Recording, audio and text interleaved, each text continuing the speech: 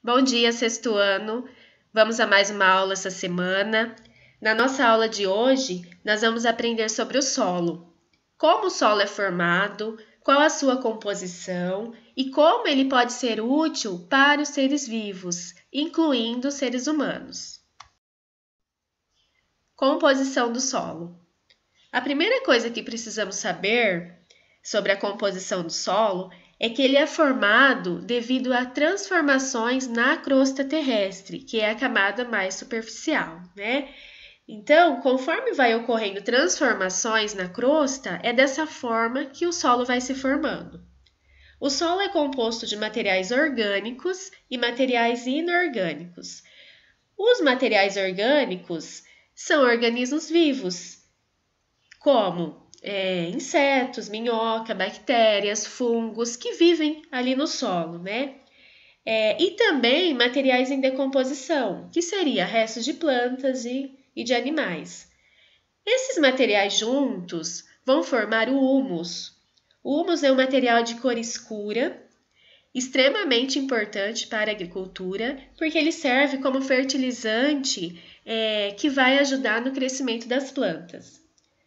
Já os materiais inorgânicos são a água, o ar e os minerais. Os minerais são resultantes do desgaste das rochas. Então, conforme as rochas vão se desgastando, os minerais vão se dissolvendo no solo. No solo são encontrados nutrientes como o nitrogênio, o fósforo e o potássio, que são elementos encontrados no corpo dos seres vivos. Então, com a morte e decomposição desses seres vivos, esses elementos são liberados no solo.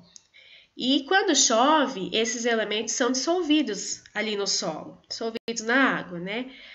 As raízes vão absorver esses nutrientes e quando os seres vivos se alimentam das plantas, esses nutrientes vão para o seu organismo.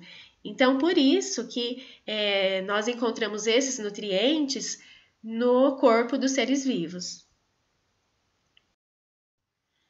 Aqui tem uma ilustração do solo, a primeira imagem, com os materiais orgânicos e os inorgânicos.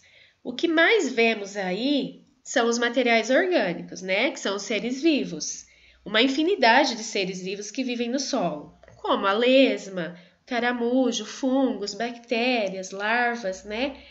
Mas sabemos também que existem os materiais inorgânicos, que são a água, né? A água está presente ali no solo, o ar e os minerais.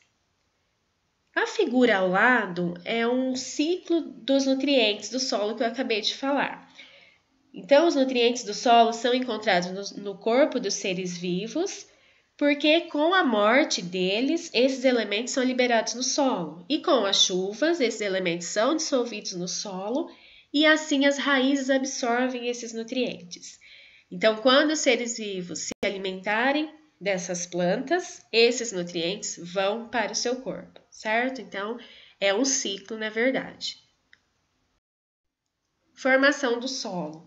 O solo se forma de forma gradual por um processo chamado intemperismo.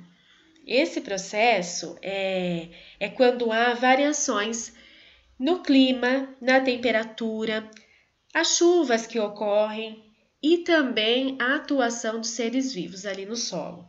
Então, esse processo, com todas essas variações, ao longo do tempo, vai desgastando as rochas e vai formando o solo, né? Então, o intemperismo transforma uma rocha dura, que chamamos de rocha-mãe, em um material menos resistente, que se desintegra em partículas que vão se sedimentando e formando o solo.